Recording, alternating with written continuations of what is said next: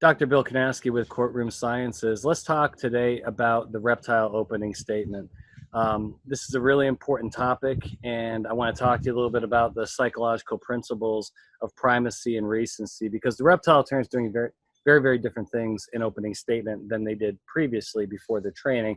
And the more you know about what they're doing, the better off you're going to be when constructing your opening statement. But you're going to have to do it differently to deal with these guys. So what are they doing? Opening statement, reptile, right from the textbook, The Reptile Revolution, avoiding sympathy.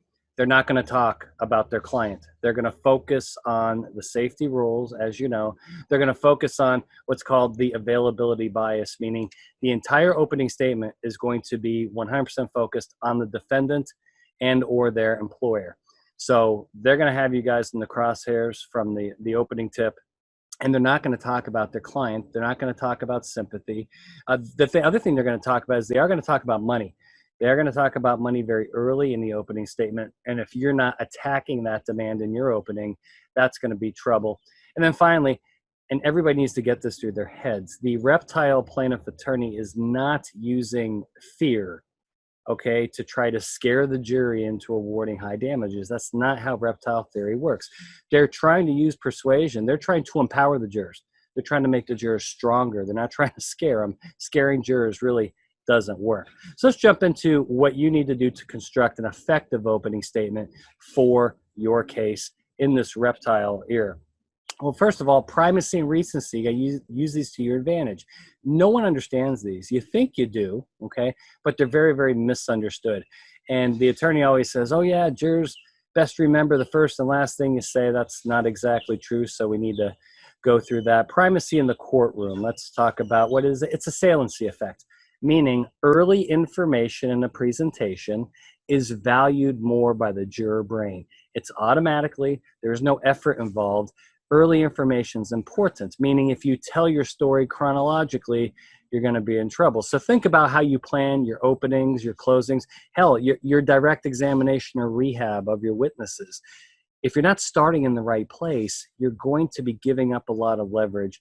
And I'm going to help you here avoid it. There's this famous study where if you get 50 people and you say, hey, I have a friend, they're intelligent, they're industrious, they're impulsive, they're critical, they're stubborn, and they're envious. What do you think about my friend? And people rate this person actually pretty favorably, right?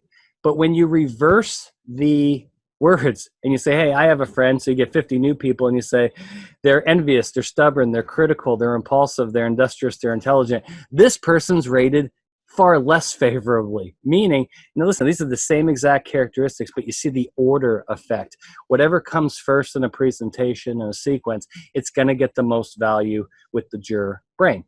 So here's a graph on the saliency effect of primacy, meaning let's assume this is a 30-minute opening statement, okay? As you can see, that first 5 to 10 minutes, that's your golden time with the jury, meaning if you come out saying, here's who I am. I'm so happy to be part of my law firm. Oh, by the way, my client, and you jump into that company commercial, you're shooting yourself in the foot. This is the golden time you have with the jury where you better put something else on trial and you better come out swinging, because if you save this information to the middle or the end, the jury is not going to find it as valuable and you're going to be losing this case before it even starts.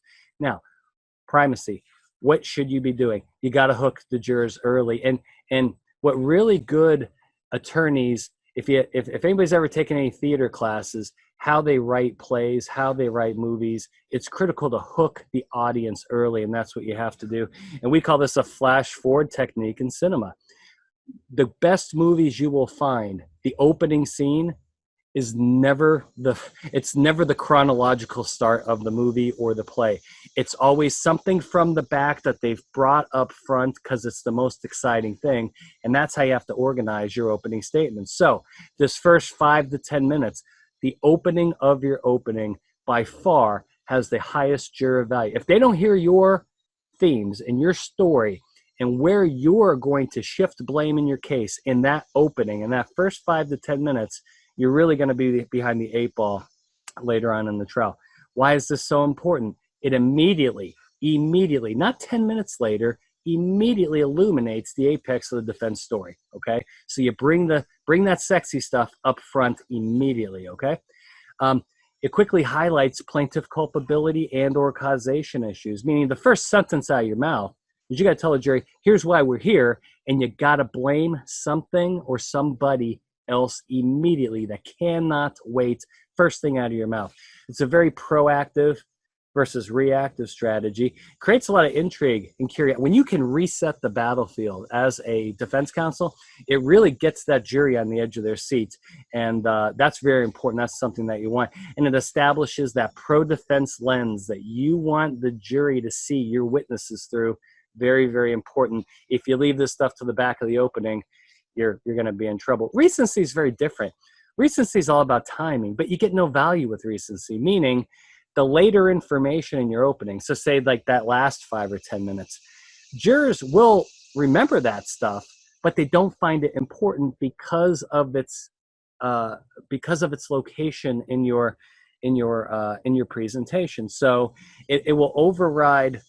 Jurors' early judgments tend to override later information, and jurors just use later information to entrench themselves, but it's not important to them. So what do you need to do with recency? Well, repeat early information, meaning the end of your opening should really closely mirror the beginning of your opening. Never, everybody does this, do not introduce new information late, because the juror brain is not going to find it valuable. Order your information wisely, which, again, many attorneys are uncomfortable with this because they want to go chronologically, but you got to understand the jury brain and why this is so important. Okay, most important graph for you today, ordering information and opening. So primacy is that first 5 to 10 minutes, and you get 2 very good benefits from this. Juror brain values that information, and then secondarily, there's a memory component. The early stuff they tend to remember. On the back end, you get the memory component, but you don't get the value. So what do you do on the back end? You repeat what you said up front in a slightly different way to make sure that that gets ingrained in the juror brain. What goes in the middle? That's when you get in the weeds, okay? That's when you really get in the weeds on your case. And the stuff in the middle has got to be the case-specific stuff, the stuff that's going to be talked about over and over and over again by your witnesses, by your experts. That stuff don't worry about, but you got to bury it in the middle. We want your best stuff up front. We want you to essentially repeat it at the end. That's going to give you the most effective opening statement ever. Now, common miscues. Here's our top, I'm not sure if there's 10 here. Here's the top things that defense counsel does that's just really, really negative towards the impact of your opening statement. Number 1, again, introducing yourselves. Dumb. You do that in voir dire. Number 2, thanking the jurors for their civic duty. Dumb. That gets you absolutely nowhere, and no one wants to be there anyway. 3, this telling a corny story to kind of warm up the jury. Terrible. Paul Harvey. Now you're going to hear the other side of the story. Stop. Jurors, particularly in 2020, have no attention span or patience for this. You got to get right to it. Using humor to lower the temperature. Not going to help when you have a case where there's catastrophic injury or death.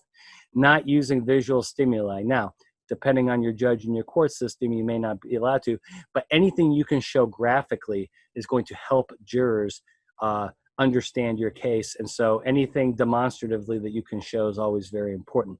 Going over the 20 to 30 minute window.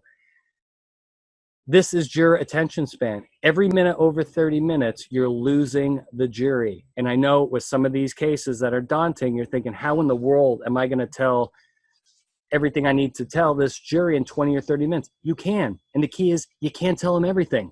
You got to tell them the important thing, and you got to slant it in your direction. All the other stuff's going to come in through your witnesses, and then you're going to repeat it in your closing.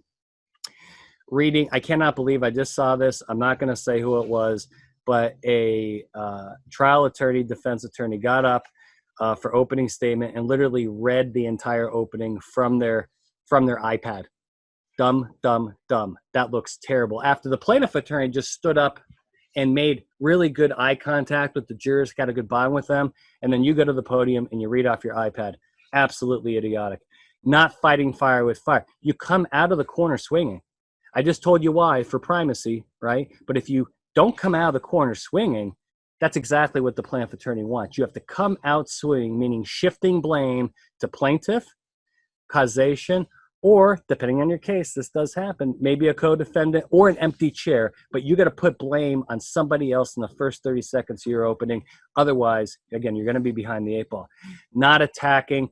I've seen many, particularly reptile plaintiff attorneys, come out saying, and their first sentence is, I want $50 million, or I want $100 million, or I want $150 million, and I'm going to prove to you why in this case.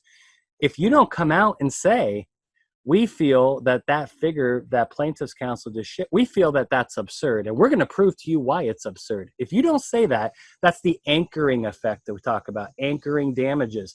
If you don't say that, that number 150 is going to stick in that juror's brain for the rest of the trial.